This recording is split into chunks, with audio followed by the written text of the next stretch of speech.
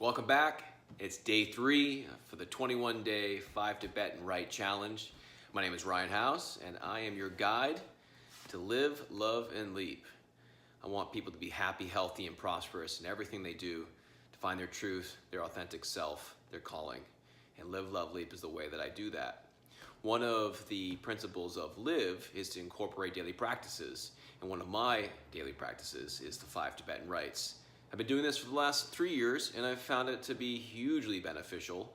It helps my mind to be sharper, helps my body feel stronger, better posture, and there's so much more benefits, but I'm gonna leave that to your own supplemental reading. But here we are in day 3. We're gonna add another repetition for 3 repetitions of all 5 of the rites. Let's get started. The first rite has you spinning around. And because we're now doing it 3 times, it's possible that you're going to get dizzy. And I have a fun technique that will help you get back to your center and get you back from being dizzy. It's called giving and receiving. So after you spin around 3 times, you're going to put your hands in a prayer position. You're going to inhale.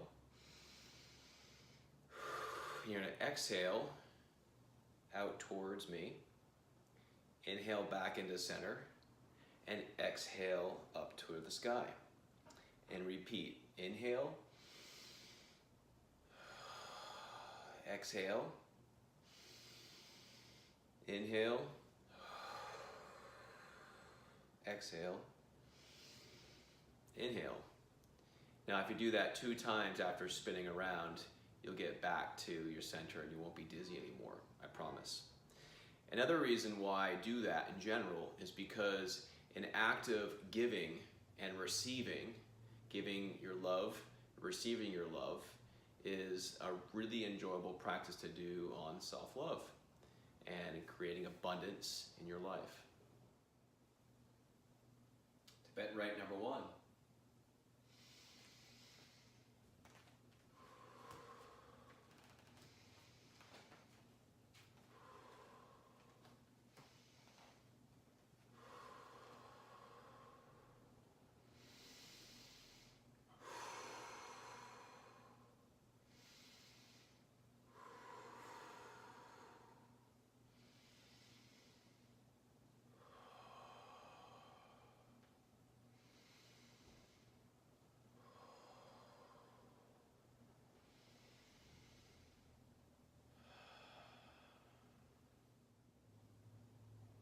Tibetan Rite number 2.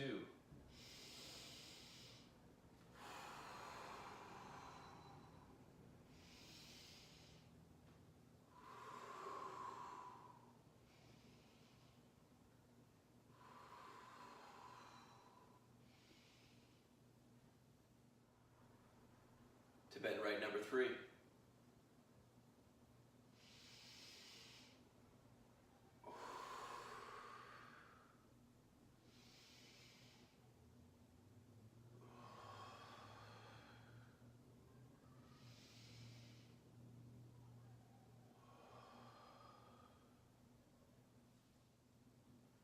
Tibetan Rite number 4.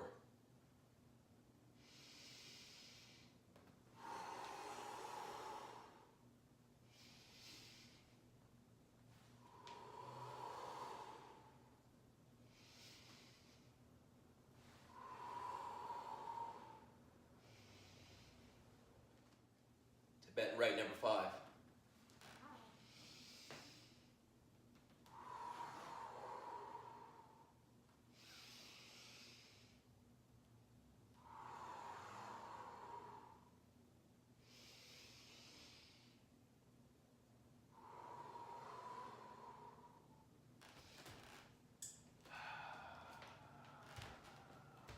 Nice work. I'm grateful you're participating in the 21-day challenge. I know that they'll be helpful, and I know that if you do all 21 days, that you'll have yourself a rejuvenating daily practice, just like I've had for the last few years. I just want to take a moment to go over each of the 5 rites again and sort of talk about some of the key components to each of the rite. So rite number 1, as you inhale, you're going to spin around. And as you return to your starting point, that's about the time you start to exhale. Continue spinning around and allowing your breath to guide your movement. The movement is done clockwise only. Your arms are out to a perfect T, and your feet are basically going to stay in the same location. Pretend you have a circle around you that's no more than about 2 feet in either diameter. So you want to stay within that zone. And once you're finished with the rites, likely as you build the number of rites, you'll start to feel dizzy. So incorporate the giving and receiving practice so that you get your center of gravity back. Rite number 2, where you're lying down on your back, you want to make sure that your shoulders are touching the floor. If you have any lower back pain, instead of placing your hands palm down next to your hips, put them underneath your bottom so it sort of protects your sacrum, and that'll alleviate any sort of pressure on your back. Also, you want your legs flat on the floor starting out and your feet together. On the inhalation is when you start to engage that movement, but it's really the exhalation that allows you to bring your legs and your chin to chest in that upward downward motion. So exhale up, inhale back down. The third rite, where you're kneeling on a rolled up mat to protect your knees, your legs will actually be about shoulder width apart, and your hands will be on your lower butt and upper thigh. And as you inhale, you'll actually be leaning your head back, and the slight arch that I described earlier is going to take place in your upper back only. You don't want to feel like you're bending your middle back or lower back, because that can lead to injury.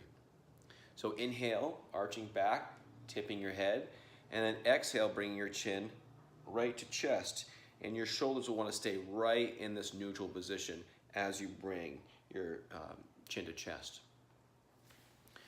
Rite number 4, which has you without a mat, which is my preference because sometimes I find that mats can get bunched up with the table pose. You'll be sitting sort of in a 90-degree angle with your bottom on the floor, your spine straight up, and your palms will be flat on the floor next to your hips, and which will allow you to push up using your core muscles and your legs to push up into a table position. As you engage and exhale for the movement, you want to make sure that your palms are flat against the floor. And these knuckles right here, the metacarpals, you really want to engage those, push those into the floor so that your wrist is protected. A lot of times when we do these things, our wrist gets bent. As you do more of this pose, you want to try to keep your wrist straighter to prevent injury. By doing so, you'll actually press the metacarpals and more of the tips into the floor. I'll talk about that more later on. So again, rite number 4, you're gonna exhale up. Your body's gonna be perfectly flat, ideally. Don't worry if you can't get there yet, you will eventually. And as you get to that table position, your head is actually tilted back. Inhale on the downward part where you're coming to the starting position.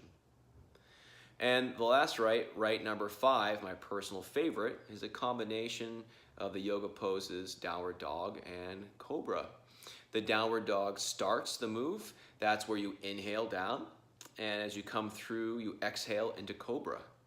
And you do that back and forth. Hands and feet roughly shoulder width apart. If you want, you can have your feet closer together, but I wouldn't change your hand position. So that's it for today. I recommend that you go out and practice a little bit more on your own. And I'm looking forward to seeing you tomorrow on day 4 of the 21-day 5 Tibetan challenge. If you haven't done so already, please subscribe to my channel. That way you get the videos every morning. And do share this with your friends. So let's get everyone on board. I certainly know that everyone can stand to be a little bit happier and healthier in their life. And the 5 Tibetan rites are a big part of that. Take care. See you tomorrow. Bye-bye.